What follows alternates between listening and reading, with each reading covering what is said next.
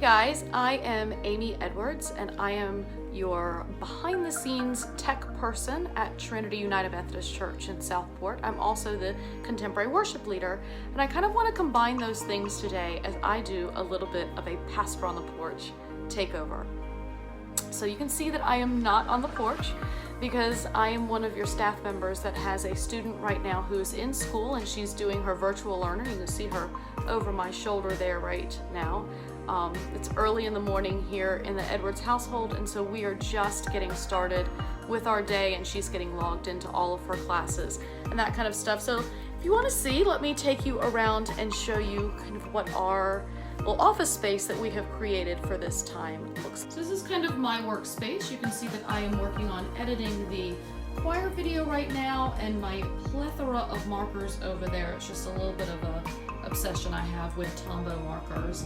And Anna over here working on her stuff and getting all logged into those classes, her online classes for the day.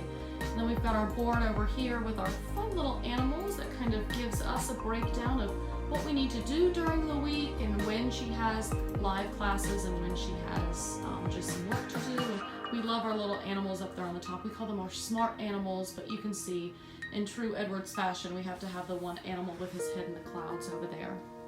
Then we've got our space over here, kind of our little daybed area that if we need to step away, we need to read, just kind of get away from the desk for a moment. We've got that, and of course a radio we cannot do without music in here. And speaking of, here is my piano and guitar station where I work on my music for Sunday mornings and continue to learn guitar. And then we are back over here to my, and of course, you know, very important thing, huge, large Italian dictionary that I have to have in my life. Anyway, that's just one of those little funny things.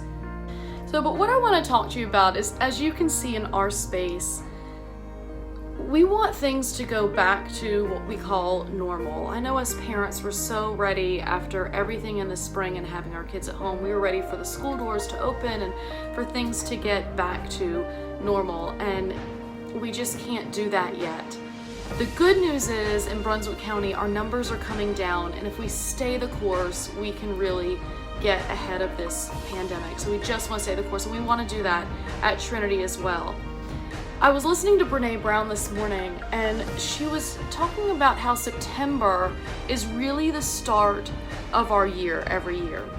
We like to say that it's January, but there's something about right after Labor Day when we feel like, okay, the summer and the weird summer schedule is over and we're going to go back to kind of a normal schedule, and things at church are going to ramp up and things at schools are going to ramp up and sports are going to begin to ramp up and everything's going to, and this year feels so different from that. And we can't really call it a new normal. It's just where we're at right now. And when you go to an Emmaus walk, which, you know, we've encouraged throughout the years with our church, there's something called the fourth day.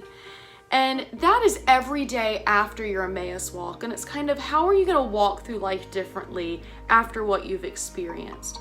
Brene called this our day 2.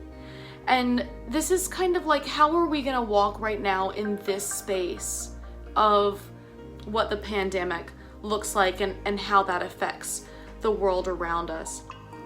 We are so ready for the church to open back up as a church staff. We're ready to throw those doors wide open, but we're going to take it slow.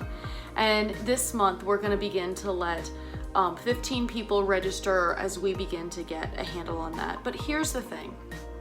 When you come into worship, first of all, here is what we joke about this sometimes on staff. So here is what we want to think y'all are doing at home during a live worship service.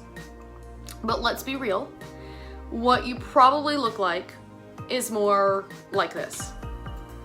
I know that, you know, when Anna's at home watching worship, she's kind of curled up in her bed with her phone or her computer, and she's enjoying worship that way, probably not standing with her arms raised in the middle of the living room like I would love to think that she is. But that's just how we experience things when we watch them.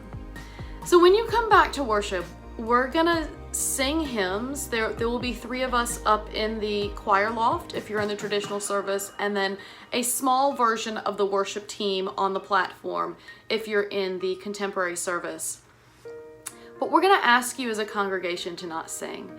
And there's so much research out there, and I could bore you with all of the research that Bob and I have read, and we're following it like a hawk, waiting for that moment when they're like, okay, singing is safe, or we have figured out a safe way. But the reality is, when you sing, all of those particulates that they're worried about travel a much farther distance, and it's just not the safest thing to do right now. So we're going to ask you to not sing, but that doesn't mean we don't want you to participate in worship. There are so many ways to continue to participate that's not singing. And I have the hardest time saying that. If you know my life's motto, it is life is a musical, and I'm gonna sing it. A few years ago, I noticed something was going on with my voice, and I protect my voice so much because I want to be able to use it for ministry for the long haul. And I knew something was not right.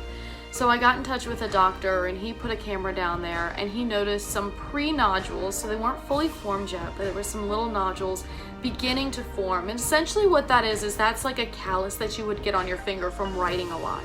And I had just been putting so much strain on it in kind of an unhealthy way that I was causing some damage. And so he said, the way to get rid of this is don't talk and don't sing for like the next 3 to 4 months. That was hard. Now I was able to sing and lead worship and talk during worship, and that was it. The rest of the week I was to not talk, to not sing. Some of you may be feeling now about worship the way I felt going through that time. The good news is I picked up some better habits. I have, put down that bad habit that I was doing that was causing that nodule to form, so I'm not in danger of that. But here's some things that I began to do. I began to write during music. I began to draw during music. I began to do a lot of the things that I learned when I was going through education school and how to teach kids to relate to music. Because when I was teaching elementary music, especially 4th and 5th graders, they really don't want to sing. But we still wanted them to participate with the music, so we would ask them to draw or write or experience the music. So let me give you some ways that I have done that. You will often see me in worship with my head down during the sermon, and I'm kind of looking at my iPad, and I'm either looking for the song that I'm going to sing after the sermon. It's just something I really love to do during worship, or you'll see me writing things, and I promise that is not my grocery list that I'm writing. Here's one that I did during Gary's sermon, and you will notice it is literally just a cacophony of mess. So what I was doing is any word that stood out to me in what he was saying, I was writing it down. I was kind of writing in an artistic way. It goes back to those Tombow pens that I have an obsession with. I did this one right on my iPad. And I just wrote those words right over top of each other. So at the end, it was just kind of my mess of thoughts. But it had allowed me to process what he was saying and really take it on board.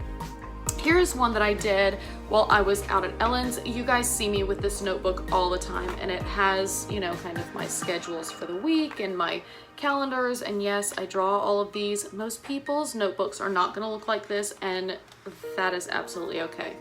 But here, while I was and in fact, you'll see this one is not like some super gorgeous page here. I did this when I went out to one of the worship services at Ellen's a couple weeks ago. And as, again, it was Gary that was preaching, and I kind of put the scripture for the day, and as he was preaching, just different thoughts that really stood out to me. Prayer concerns I put over to the side, and we did do a song in that space, and just kind of some of the things that really stood out to me in that song, I put on there.